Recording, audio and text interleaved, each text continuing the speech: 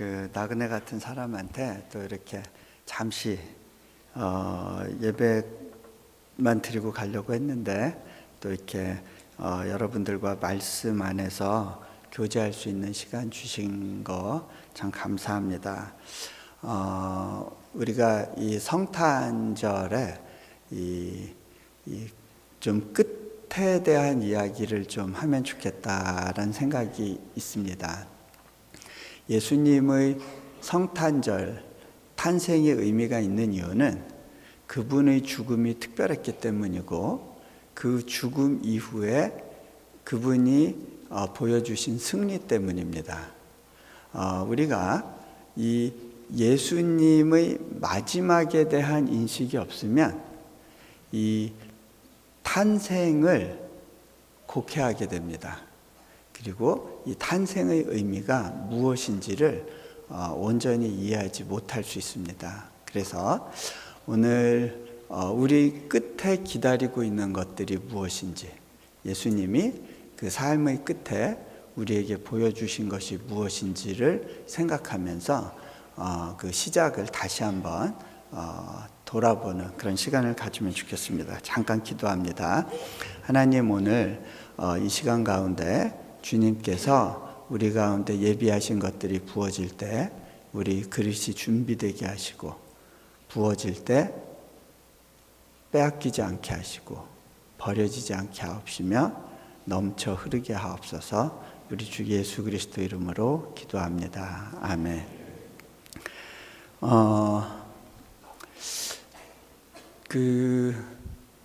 우리가 늘 끝을 생각할 때 목표가 분명해지고 선명해집니다.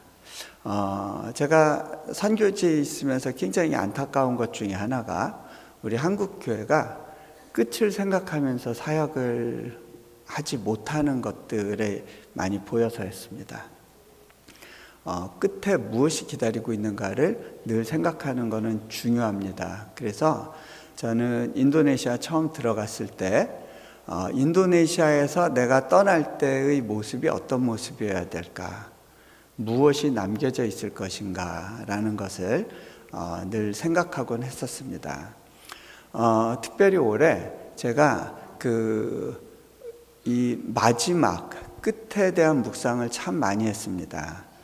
그리고 좀 무리해서라도 안식년을 가야겠다라고 생각을 한 게, 한번 중간 점검을 해야 되고, 또 내가 없을 때 우리 사역지에서 어떤 모습이 될 것인지에 대해서 한번 보면 좋겠다라는 마음으로 이제 안식년을 결정하게 되고, 저희가 이제 안식년 차 이제 잠시 한국을 들러서 이제 미국으로 가게 됩니다. 올해 제가 이제 끝에 대해서 생각을 하면서 특별히 올해는 그 비행기 탈 일들이 참 많았는데요. 비행기를 탈 때마다 제가 이제 그런 생각을 했습니다. 어쩌면 이게 마지막 타는 비행기일 수도 있겠다. 하나님이 데려가시는 일들이 참 많잖아요. 인도네시아에서도 제가 하나 건너 아는 어느 선교사님이 비행기 사고로 이제 세상을 떠나셨는데, 제가 그 가족들하고 빠이빠이 할 때 어쩌면 이게 마지막 모습을 보는 걸 수도 있다라는 생각을 하니까, 제가 우리 아이들과 아내를 제 눈에 한껏 담아내고 가고 싶은 그런 마음이 생기더라고요. 우리 사역자들을 대할 때도 이게 끝이겠다, 마지막이겠다라는 생각으로 그분들을 볼 때 그분들과의 만남과 함께하는 시간들이 그렇게 소중하다라는 느낌을 갖게 됐고요. 또 밖에 나와서 사역을 하는 중에 어쩌면 내가 이분들과 마지막 보는 걸 수도 있다라는 생각을 하면 그 만남 가운데 그 정말 최선의 것들을 나누고자 하는 그런 이제 열정이 생기는 것을 경험하게 됩니다. 올해 특별히 이제 이런 일이 있었어요. 제가 작년 말에 두 번째 건물 건축을 놓고 좀 마음에 근심이 있었습니다. 왜냐하면 첫 번째 건물을 짓는 동안에 굉장히 많은 이렇게 짐이라고 느껴지는 것들을 져야 됐기 때문에 많이 허덕였거든요. 그래서 두 번째 건물을 지어야 되는 시점에서 자신이 없었습니다. 제가 하나님께 어떻게 기도했냐면, 하나님, 지난번엔 너무 없이 갔는데 그게 너무 힘들었어요. 이번에는 절반 이상 채워주시지 않으면 제가 움직이지 않겠습니다. 그렇게 하나님께 말씀을 드리고, 우리 사역자들한테는 여러분, 우리 이 두 번째 건물 계획은 이제 백지 상태로 돌리고 하나님이 채워주실 때까지는 움직이지 않을 거니까 당분간 건물 짓는 일이 없을 수 있다는 전제로 그렇게 플래닝을 하십시오 하고 이제 이야기를 했었습니다. 그런데 그리고 있다 얼마 안 있어서 이메일이 하나 날라왔어요. 캐나다에서 홀로 되신 과부 권사님이신데, 이분이 집이 두 채가 있는데 기도 가운데 그 한 채로 이제 렌트해 가지고 그걸로 이제 그 노후를 보내고 계신 건데, 그 한 채를 팔아서 이용규 선교사의 사역지에 후원하라라는 그런 좀 마음을 주셨대요. 근데 이제 이분은 기도할 때 이제 이건 정말 하나님이 내게 주시는 감동이구나라고 느끼는 어떤 사인들이 있는데, 이제 그 사인과 함께 이제 하나님께서 그런 강한 도전을 주셨을 때 저한테 이제 글을 쓰신 거예요. 선교사님, 건축 어떻게 됐습니까? 지금 잠시 그 원점에서부터 다시 기도하면서 기다리고 있습니다. 그랬더니 이제 그 후원 이야기를 하시면서 마지막에 이런 내용을 적으셨어요. 선교사님, 노후 대책보다 더 중요한 게 사후 대책인 것 같아요. 사후 대책만 확실하면 노후 대책은 그렇게 중요한 문제가 아닌 것 같습니다. 그러면서 그 후원을 해주시겠다고 했는데 또 다른 데서 들어온 후원하고 딱 맞춰보니까 딱 절반이 넘는 거예요. 그래가지고 하나님, 또 가야 되는 거군요. 울면서 시작을 했어요. 제가 오기 한 달 전에 건물이 완공이 됐고 감사 예배를 드리고 그리고 나올 수 있었습니다. 올 한 해 또 제가 이 끝에 대해서 많이 묵상할 수밖에 없었던 이유는 이제 부활이라고 하는 다큐멘터리 작품을 이제 돕는 일을 하게 됐기 때문입니다. 제가 선교사로 있으면서 이 일까지 맡아야 되나 싶은 생각도 있었는데 한국 교회를 바라보면서 이렇게 안타까운 마음이 있어요.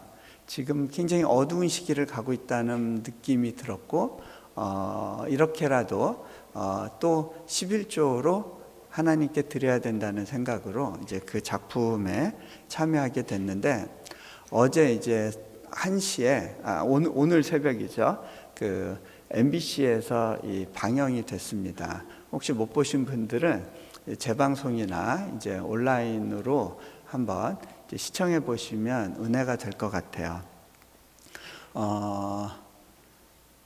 성탄절의 부활이라는 작품을 한 것도 특이한 거고, 그것도 MBC라는 좀 이렇게 교회에 대해서 아주 그런 뭐랄까 우호적이지 않은 것 같이 보이는 공영방송에서 이런 제목으로 방송을 한 것도 좀 특이한 일이죠.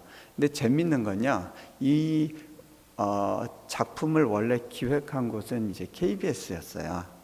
2년 전에 KBS에서 이제 그 크리스찬 PD를 중심으로 그 하나님 앞에 의미 있는 작품을 하면 좋겠다라는 이제 제안이 나오고 부활이라는 작품을 이제 선정하게 됐는데, 그것을 김상철 감독님이라고 이제 제자 옥하는, 순교, 잊혀진 가방 이런 기독교 영화를 많이 만드신 김상철 감독님에게 이제 연락이 갔어요. 근데 이분이 이 부활이라는 작품을 보고 이제 고민하다가 이제 제안서를 보고 이제 고민하다가 이제 저에게 이제 문의를 주셨는데, 제가 그런 제안을 했습니다. 예수님의 부활이 역사적 사실이냐 아니냐 이런 걸 증명하는 그 다큐멘터리들은 좀 있는데, 그거보다는요 훨씬 더 우리 교인들의 삶에 다가가고 영향을 줄 수 있는 메시지는 부활을 경험한 사람들의 삶에서 나타난 변화를 추적하는 겁니다. 이렇게 제안을 했습니다. 특별히 예수님의 제자들을 보면요, 예수님의 제자들이 예수님과 같이 살았었죠. 그리고 예수님의 말씀을 들었고 예수님의 기적을 보았습니다.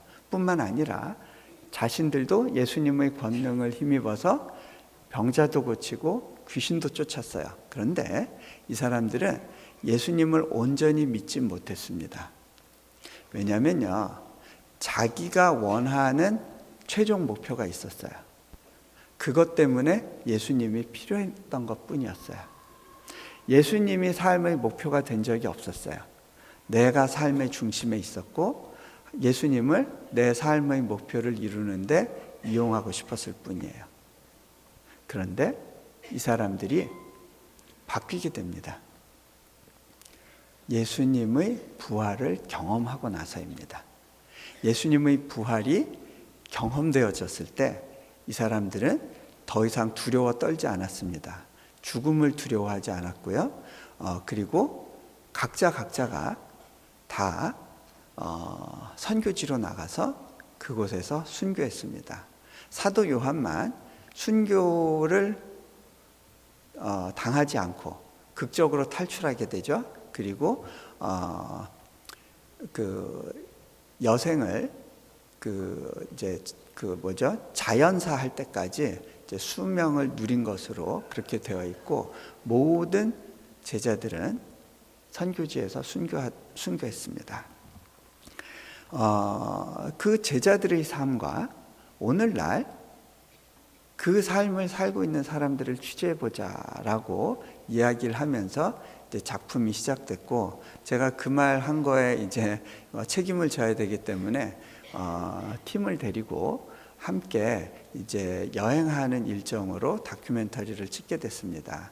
그 중에 이제 제가 제안했던 곳이 인도 첸나이 지역, 예전에 마드라사라고 불렸던 지역인데, 사도 도마, 의심 많았던 사도 도마가 선교하다가 순교한 곳으로 알려진 그 지역에서 사도 도마의 마지막 순간을 이제 잡아보려고 했고, 그리고 사도 바울과 그리고 베드로의 삶을 그 끝에 무엇이 있었는가, 그들은 어떻게 삶의 마지막을 향하여 경주했는가, 이것을 가지고 이제 작품을 그려가게 됐습니다. 그 과정 가운데 이제 두 명의 중요한 이제 그 죽음을 향해 경주하는 분들을 만나게 됐는데요. 그 중에 한 분이 이제 이어령 교수입니다. 이어령 교수님은 지금 암을 앓고 계세요.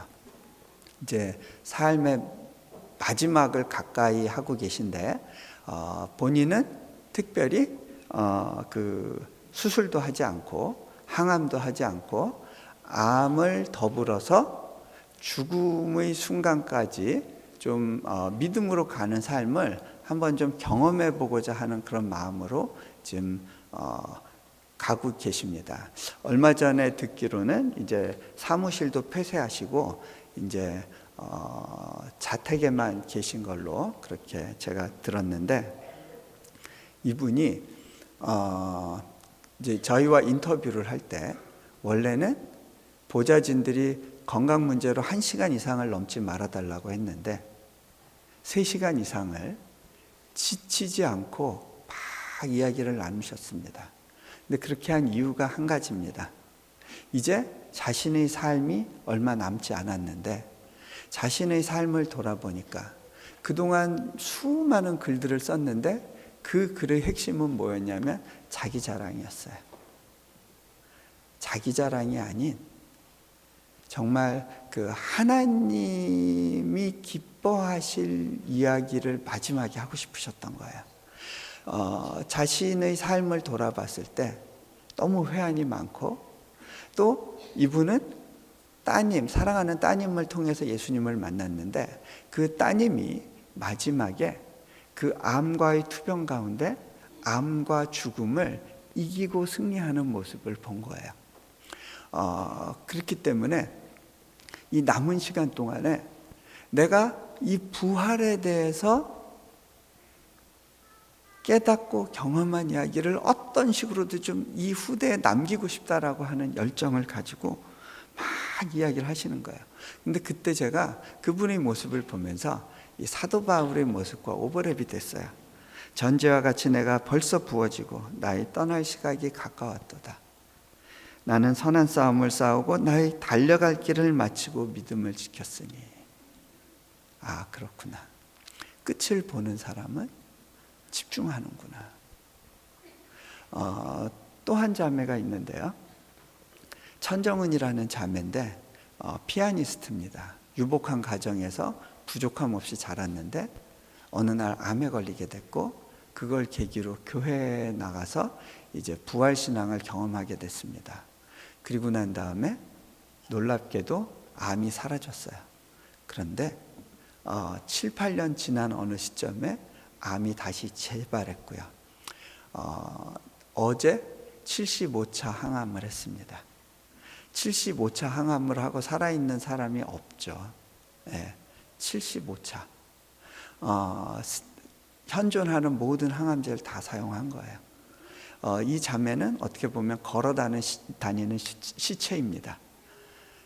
툭 쳐서 뼈가 부러지면 바로 삶이 끝나는 그런, 어떻게 보면 가장 자기만 생각해야 되는 그런 삶의 과정 가운데 있는데, 이 자매는 지금도 끊임없이 암 환자들을 찾아다니면서 복음을 전하고 그들을 위로하고 세우는 일들을 하더라고요. 그 병원 진료를 촬영을 하고 끝나고 식사하는 중에도 보니까 암 환자분들한테서 여러 통의 전화가 오고, 끝나고 나서 이 젊은 사람도 지치는데, 예, 그 자매는 더 젊긴 하지만 어떻게 보면 여러 가지 제약이 있는 몸인데 그 몸을 이끌고 다시 누군가를 도우러 가는 모습을 보면서 저도 적지 않은 충격을 받았던 기억이 있습니다.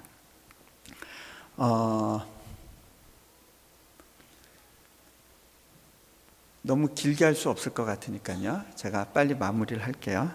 그 바울의 마지막 장면을 묵상하면서 깨달은 내용들을 여러분들하고 나누고요, 말씀을 좀 정리하겠습니다. 사도 바울이 어떻게 죽었느냐면, 네로 황제의 박해 때 이제 붙잡혀서 옥살이를 하다가 마지막에는 이제 목 잘려서 순교를 합니다. 왜 목 잘리는 죽음을 죽게 되느냐면 그 로마 시민권자이기 때문에, 로마 시민에게는요 예우로 가장 고통이 적게 죽게 하는 그런 죽음을 갖게 합니다. 그게 이제 교수형입니다. 이제 어떻게 하느냐면, 보통 로마 시대 때는 뒤에 손을 묶고요, 이렇게 둥근 그 대리석 기둥에 목을 걸면 망나니가 손도끼나 칼로 목을 내리쳐서 그렇게 해서 죽이게 됩니다. 그 사도 바울이 마지막 죽은 그 성당에 보면, 이제 그 자리에 이제 성당이 섰는데, 거기 보면 그 칼자국이 많이 난 그런 대리석 기둥이 있는 걸 보게 됩니다.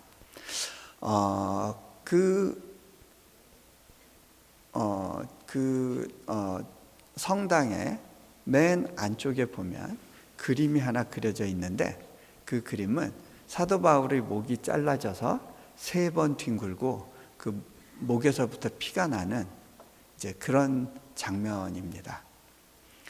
어떻게 보면 가장 암울하고 처절한 그런 모습인데요. 그 위에 또 다른 그림이 하나 있습니다. 그 그림은 바로 오늘 읽은 본문을 근거로 해서 그려진 그림입니다. 하나님께서 영광의 보좌에서 그 영광의 면류관으로 사도 바울에게 씌워주기 위해서 기다리시고, 사도 바울이 영광의 모습으로 하나님 앞에 올라가는 그런 장면입니다.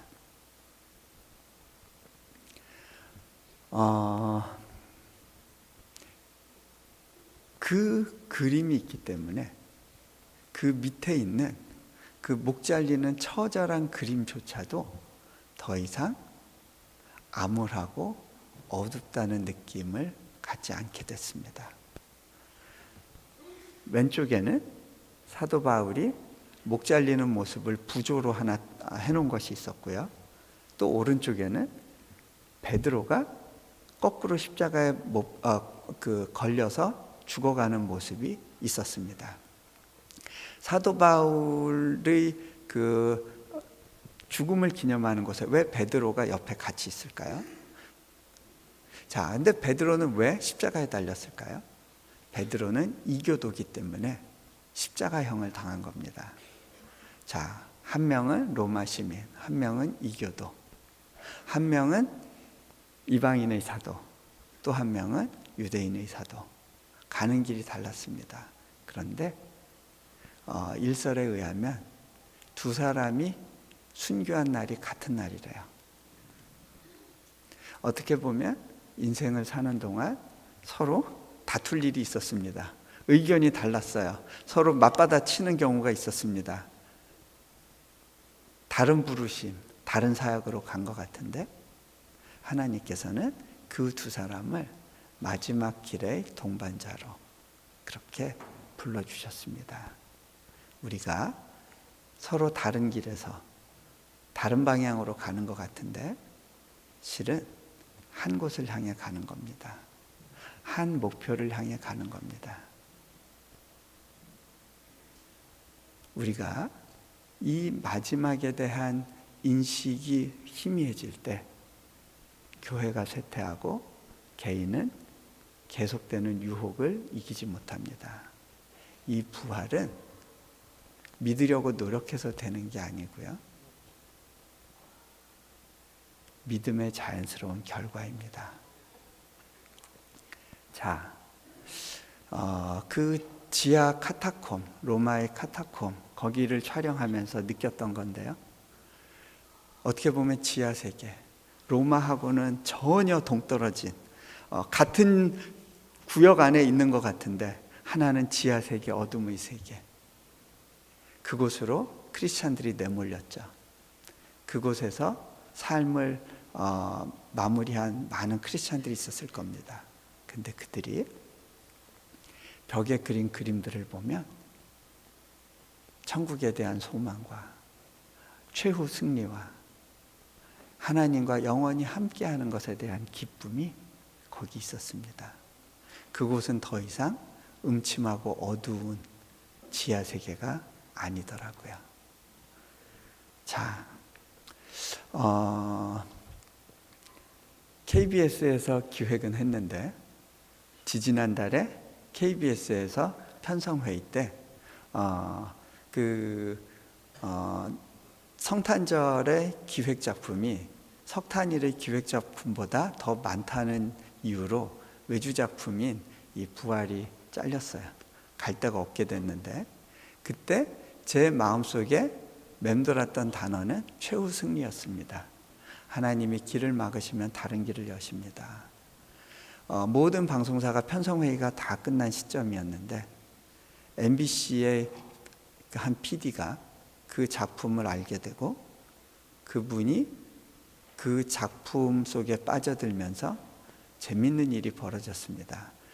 회의가 끝나고 나서는 프로가 변경되는 법이 없는데 99.9% 안 되는 가능성 가운데 MBC에서 새로운 일들이 일어나서 새벽 1시, 어떻게 보면 가장 어두운 시간에 이 방송이 방영되는 그런 결과가 주어졌습니다.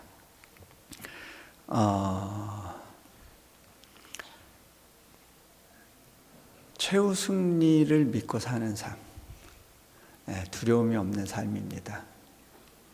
끝을 정해놓고 사는 삶, 그렇게 사는 것, 그것이 초대교회 교인들이 살았던 삶의 모습입니다. 우리 같이 잠깐 기도하면 좋겠습니다. 눈을 감으시고요. 예수님은 그 끝을 보시고 이 땅에 새로운 시작을 하셨습니다. 그 끝이 분명했기 때문에 말구유에서 가장 낮은 곳에서 태어나실 수 있었습니다. 천정은 자매가 이런 고백을 했습니다. 암은 제게 선물이었고 죽음은 제게 소망입니다. 여러분, 그 말이 이해되십니까? 그 말이 믿어지십니까?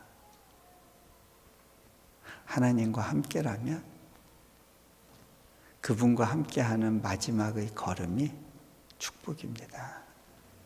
그리고 그 죽음 너머에 소망을 볼 수 있는 사람만이 그 죽음을 담대하게 이길 수 있습니다.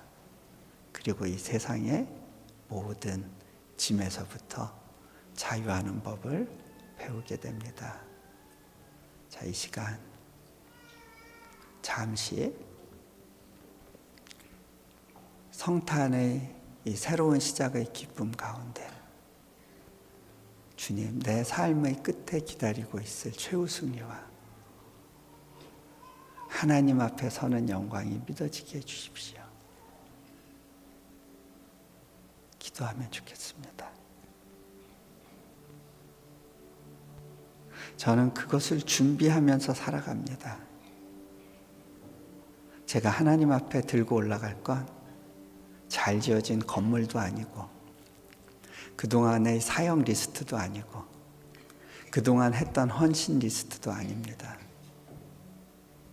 그분과 마지막 길을 향하여 경주하면서 얻어진 그분과 나만의 특별한 이야기, 그 추억, 그 과정에서 변화된 성품, 그것을 가지고 의 면류관을 바라보게 될 겁니다.